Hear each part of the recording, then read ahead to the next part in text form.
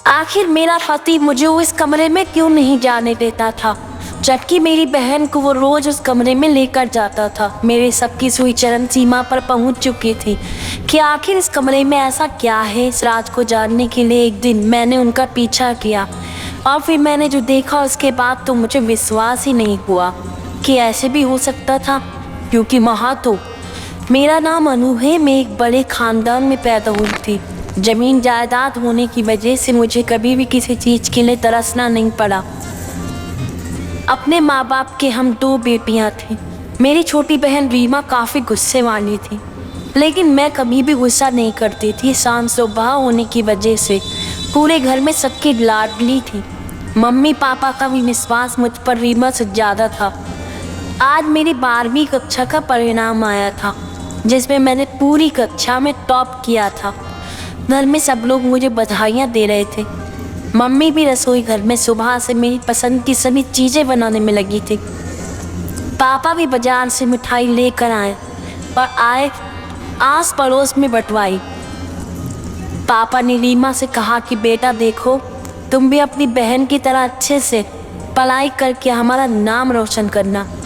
रीमा कुछ भी ना बोली और वहाँ से उठकर चली गई। रीमा मुझसे 1 कक्षा पीछे थी। मेरी स्कूलिंग हो चुकी थी। अब बात आई मुझे कॉलेज भेजने की।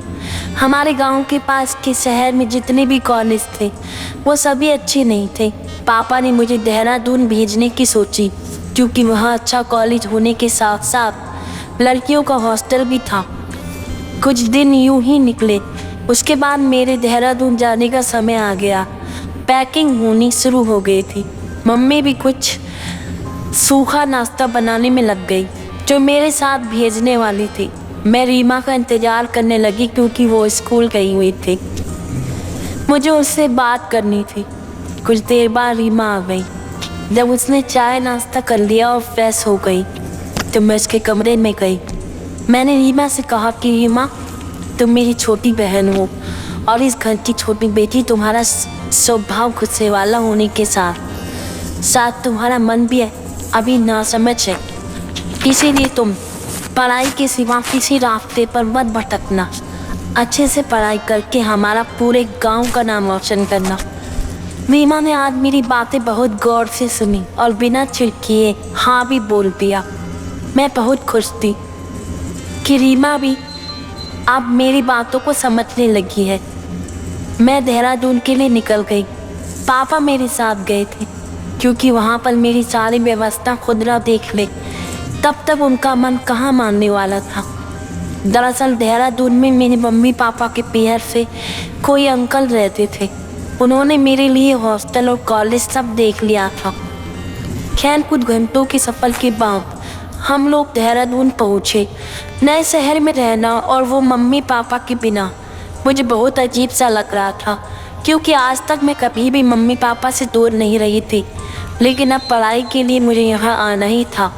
पापा ने कॉलेज में मेरा दाखिला करवाया और कॉलेज से कुछ दूरी पर लड़कियों का होटल था। उसमें एक कमरे में मेरा सामान रख पाया।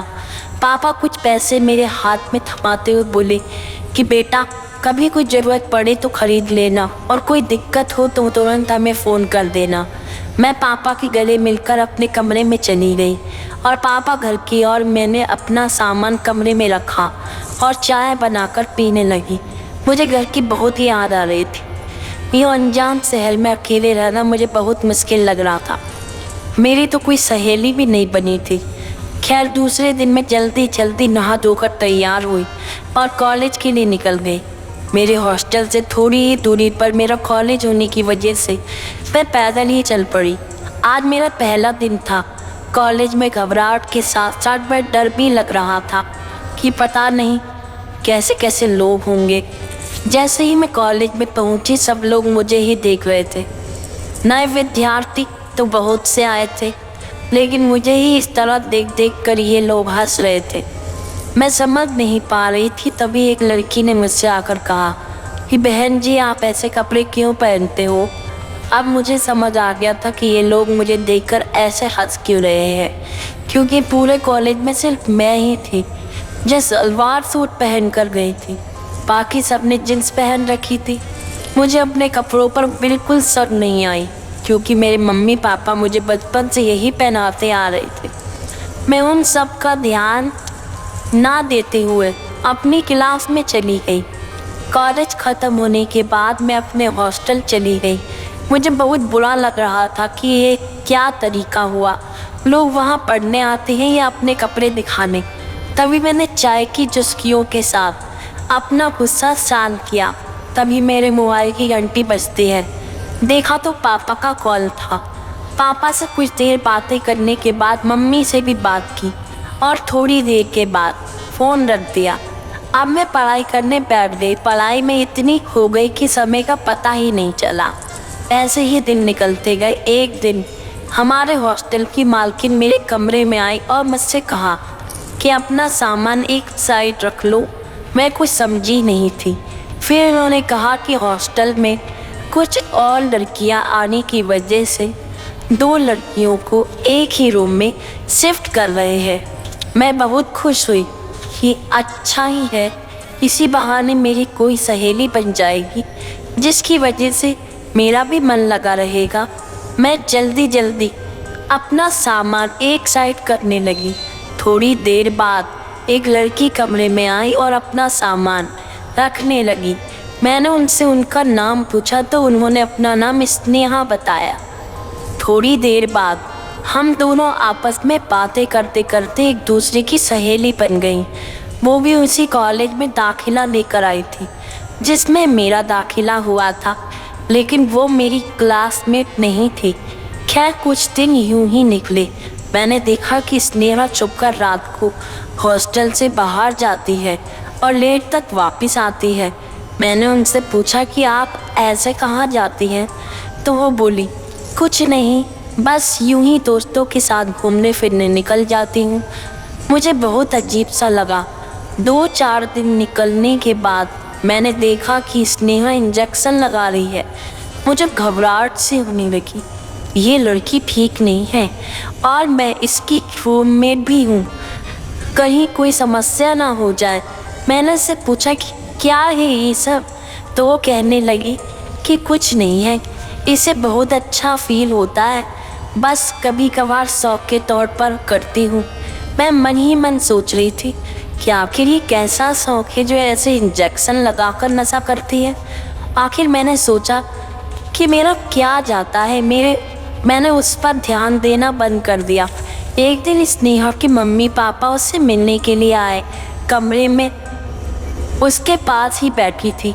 तभी उसके मम्मी पापा ने दस्तक दी। उन लोगों ने कुछ देर तक स्नेहा से बातें की और थैला स्नेहा को दिया जिसमें काजू बादाम जैसी कीमती और फ़ायदेमंद चीज़ें थी। स्नेहा की मम्मी कहने लगी कि हमारी बेटी इतनी पढ़ाई करती है, इसीलिए हम लोगों ने सोचा कि कहीं तुम कमज़ोर ना पड़ जाओ, इसीलिए तुम्हारे लिए ये सब ले आए। स्नेहा के पापा ने स्नेहा को पैसे दिए और कहा कि अच्छे से पढ़ाई करो बेटा। फिर वो लोग चले गए। मुझे मन ही मन बहुत दुख हो रहा था कि इतना प्यार करने वाले माँ बाप को स्नेहा धोखा दे रही है, उनकी उम्मीदों को तोड़े जा रही थी। मैंने इस बारे में स्नेहा से बात कही। तभी उसने मुझसे कहा कि तुम अपने काम से काम रखो। उसके बाद मैंने स्नेहा से कभी बात नहीं की। आखिर करूँ भी क्यों, मेरा क्या जाता है जब ये खुद ही कुछ नहीं समझती है। कुछ दिन बाद कॉलेज की छुट्टियां शुरू हो गई। मैं भी अपना सामान बांधने लगी क्योंकि पापा मुझे लेने आ रहे थे। कुछ देर बाद मैं पापा के साथ चली गई। घर जाने के बाद सब लोगों ने मुझे ऐसे देख लिया जैसे मानो कितने सालों से उनसे ना मिली हूँ। मम्मी ने भी प्यार से मुझे अपने गले लगाया और रीमा भी मेरी खैर खबर में लग गई। सब लोगों से बातें करने के बाद मैं नहाने चली गई। इतने में मम्मी ने सबके लिए खाना लगा दिया था। सब लोगों ने मिलकर खाना खाया। उसके बाद मैंने सबको स्नेहा के बारे में बताया। पापा को बहुत गुस्सा आया कि आजकल ऐसी लड़कियों की वजह से ही अच्छी और मेहनती लड़कियों पर पाबंदी लग रही है। पापा कहने लगे कि उसके पापा तो न जाने कैसे कैसे पैसे जोड़कर उसे पढ़ा रहे होंगे और वो उनकी बिल्कुल भी लाज नहीं रख रही। पापा ने अफसोस भरी सांस ली। तभी मैं और बातें करने लगी। सबको अपने कॉलेज और पढ़ाई लिखाई के बारे में बताने लगी, क्योंकि मैं नहीं चाहती थी कि स्नेहा की बात से सबका मूड खराब हो। कुछ दिनों बाद मेरी छुट्टियां पूरी हो गई और मेरे वापस हॉस्टल जाने का समय आ गया। पापा और मैं निकल गए वापस हॉस्टल के लिए। वहाँ मुझे गए हुए कुछ ही दिन हुए थे कि एक दिन मम्मी का कॉल आया। वो कहने लगी कि तुम्हारे मामा की लड़की की शादी है, तुम भी आओगी क्या? मैंने मम्मी से मना कर दिया क्योंकि मेरी परीक्षा सिर पर थी और उन दिनों पढ़ाई भी पूरे जोरों शोरों से चल रही थी। मैं एक क्लास भी मिस नहीं करना चाहती थी। मैंने माँ को मना करते हुए कहा कि आप लोग चले जाओ। रीमा की 11वीं की परीक्षा के बाद छुट्टियाँ चल रही थी, इसीलिए वो मम्मी पापा से पहले ही मामा के घर चली गई। पापा को उनके ऑफिस पर छुट्टी ना मिलने की वजह से शादी वाले दिन ही जाना पड़ा। मम्मी भी पापा के साथ शादी वाले दिन ही गई, क्योंकि पापा की थोड़ी तबीयत नाजुक थी। इसकी वजह से वो उन्हें अकेला नहीं छोड़ना चाहती थी। खैर, आज मेरे मामा की लड़की की शादी थी। मम्मी पापा भी शादी में चले गए और अच्छे से शादी को एंजॉय किया। रीमा ने मुझे वीडियो कॉल पर शादी के फंक्शन दिखाए। मेरा मन तो बहुत किया शादी में जाने का, लेकिन फिर पढ़ाई भी तो ज़रूरी थी, इसीलिए जैसे तैसे मैंने अपने मन को समझा लिया। दूसरे दिन शादी समारोह ख़त्म होने के बाद मम्मी पापा घर आ रहे थे। रीमा कुछ दिन और वहाँ रुक गई। आते समय रास्ते में एक बड़ा एक्सीडेंट होने की वजह से मेरे मम्मी पापा हमें और इस दुनिया को छोड़कर चले गए। हम लोगों के घर पर तो मानो दुखों का पहाड़ टूट पड़ा था। एक हंसता खेलता परिवार उजड़ गया। अब पूरे घर की जिम्मेदारी मुझ पर आ चुकी थी। रीमा की पढ़ाई लिखाई भी देखना और घर को संभालना, इन सब के बीच मेरी अपनी पढ़ाई छूट गई। लेकिन मुझे इस बात का कोई गम ना था, क्योंकि मुझे रीमा को कभी मम्मी पापा की कमी महसूस नहीं होने देनी थी और उसे पढ़ा लिखा कर एक अच्छा इंसान बनाना था। अब रीमा की भी स्कूलिंग ख़त्म हो गई। उसे कॉलेज में दाखिला दिलवाया। कुछ ही दिन यूं ही निकले कि मेरे मामा ने मेरा रिश्ता तय कर दिया। उन्होंने एक रोज़ हमारे घर आकर इस बात की सूचना मुझे दी कि मेरा रिश्ता पक्का कर दिया है। लड़का अच्छा है और नौकरी भी करता है। परिवार भी बहुत अच्छा है। लड़के का नाम केशव था। कुछ दिनों बाद मेरी और केशव की शादी रख दी गई। शादी की तैयारियां जोरों शोरों से चलने लगी। मामा कहने लगे कि वो मेरी शादी में किसी भी तरह की कमी नहीं होने देंगे। लेकिन एक कमी थी जो सबसे बड़ी थी और उसे पूरा भी नहीं किया जा सकता था। मम्मी पापा की कमी, उसके बिना तो जैसे मेरा पूरा संसार ही उजड़ चुका था। लेकिन रीमा के लिए जैसे तैसे मैंने खुद को संभाल रखा था। शादी का दिन आया और बड़ी धूमधाम से मेरी शादी केशव से हुई। लेकिन अब एक समस्या थी कि रीमा कहाँ पर रहेगी। मामा ने रीमा को अपने पास रखने का फैसला किया, लेकिन वहाँ दूर दूर तक कोई पढ़ाई लिखाई की व्यवस्था नहीं थी, जिसकी वजह से रीमा की पढ़ाई छूटने का खतरा था। तभी मेरी सास कमरे में आई और कहने लगी कि रीमा का भी सामान बांध लो, आज से रीमा हमारे साथ रहेगी, वो भी तो हमारी बेटी जैसी ही है। उनकी ये बात सुनकर मेरे दिल को बहुत अच्छा महसूस हुआ। मेरी विदाई की गई और मैं अपने ससुराल पहुंची, जहां पर बड़ी धूमधाम से मेरा स्वागत किया गया और सभी रस्मों को निभाते हुए मैंने और केशव ने अपनी नई दुनिया की शुरुआत की। एक अच्छे कॉलेज में रीमा का भी दाखिला करवा दिया। मेरे सास ससुर के रूप में मुझे माँ बाप मिल गए थे। वो बिल्कुल मम्मी पापा की तरह मेरा ख्याल रखते थे। मुझे अपने ससुराल में कभी भी किसी तरह की कोई कमी महसूस नहीं हुई। इतना अच्छा ससुराल पाकर मैं बहुत खुश थी। मैं भी अपने सारे फ़र्ज बखूबी निभाने लगी। कभी भी किसी को कोई शिकायत का मौका नहीं दिया। इसी तरह हंसी खुशी दिन निकल रहे थे। तभी कुछ दिनों बाद केशव कुछ अजीब से हो गए। वो हर रोज हमारे घर के एक कमरे में जाते थे। उस कमरे का दरवाज़ा हमेशा बंद रहता था और एक बड़ा सा ताला भी लगा रहता था। किसी को भी उस कमरे में जाने की अनुमति नहीं थी। मैंने कई बार केशव से इस बारे में पूछना चाहा, लेकिन उन्होंने हर बार कोई ना कोई बहाना बनाकर मेरी बात को टाल दिया। लेकिन वो मेरी बहन रीमा को उस कमरे में रोज़ाना लेकर जाते थे। मुझे बहुत अजीब लगने लगा कि आखिर ये सब क्या है। मैंने रीमा से भी बहुत बार पूछने की कोशिश की, लेकिन उसने भी मुझसे कुछ नहीं बताया। कैसे मुझे उस कमरे के आसपास भी ना भटकने देते थे और रीमा को हर रात उस कमरे में लेकर जाते थे। अब तो मेरे शक की सुई चरम सीमा पर पहुंच चुकी थी। आखिर केशव और रीमा के बीच क्या चल रहा था, ये जानने के लिए मैं बावली हो गई थी। कभी कभी तो मैं ये सोचने पर मजबूर हो जाती कि कहीं केशव और रीमा कुछ गलत तो नहीं कर रहे। एक दिन मुझे पता चला कि मैं प्रेग्नेंट हूँ। ये बात मैंने सब घर वालों को बताई। उन लोगों को तो मानो दुनिया की सारी खुशी मिल गई हो। मेरे सास ससुर फले फूले नहीं समा रहे थे। वहीं केशव की खुशी का भी कोई ठिकाना नहीं था। सब लोग मुझे बधाई दे रहे थे। मेरी सास ने मेरी नज़र उतारी और अपने कुल देवता का ताबीज मेरे बाजू में बांध दिया ताकि मैं बुरी शक्तियों से बची रहूं। लेकिन मेरे मन में तो सिर्फ एक ही बात दौड़ रही थी कि आखिर केशव मुझसे क्या छुपा रहा है। एक दिन रात को मैं छिपकर उनका पीछा करने का सोचने लगी। जैसे ही रात हुई और रीमा और केशव उस कमरे में जाने लगे, मैंने उनका पीछा किया और कहीं एक कोने में छिप गई। उसके बाद मैंने जो देखा उसे देखकर तो मेरे पैरों तले से ज़मीन खिसक गई थी। मैंने देखा कि केशव रीमा को एक इंजेक्शन लगा रहे हैं। मैं भागकर गई और उनका हाथ पकड़ लिया। मुझे वहाँ देखकर केशव घबरा से गए, लेकिन मैंने सीमा का हाथ पकड़ा और उनसे दूर किया।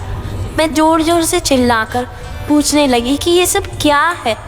तभी रीमा रोने लगी और कहने लगी कि दीदी, इसमें जीजू की कोई गलती नहीं है, वो तो मेरा भला ही कर रहे थे। मुझे कुछ समझ में नहीं आ रहा था कि ये क्या कह रही है। फिर केशव से मुझे वहाँ रखी एक कुर्सी पर बैठाकर कहा कि दरअसल रीमा कॉलेज में कुछ गलत लड़कियों के साथ रहकर नशा करना सीख गई थी। केशव ने कहा कि जब तक मुझे पता चला तब तक रीमा पूरी तरह से नशे की आदी हो चुकी थी। तभी मैंने उसे समझा और एक डॉक्टर से उसका नशा छुड़वाने का इलाज शुरू करवाया। डॉक्टर ने कुछ इंजेक्शन दिए जो रीमा को रोज़ाना देने पड़ते थे। मैं नहीं चाहता था कि तुम किसी भी तरह से दुखी हो, इसीलिए मैंने रीमा को तुमसे छुपकर इंजेक्शन देने शुरू किए और मम्मी पापा को इस बारे में ना पता चले। इसी वजह से मैंने रीमा को इस कमरे में लाकर इंजेक्शन देना शुरू किया ताकि कोई भी न देखे। और रही बात इस कमरे को हमेशा लॉक रखने की बात, तो मेरा एक छोटा भाई दिनेश बचपन में ही किसी बीमारी की वजह से गुजर चुका था। उसकी सभी चीज़ें इस कमरे में संभाल कर रखी थी ताकि कोई भी उन्हें इधर उधर ना करे। इसी वजह से इस कमरे को हमेशा बंद रखा जाता था। मेरी आंखों से आंसू निकल गए थे कि पति के रूप में इतना समझदार इंसान मुझे मिला था जो मेरे हर सुख दुख को समझता था। अब मेरा पूरा शक दूर हो चुका था जो पिछले कुछ दिनों से मेरे अंदर पनप रहा था।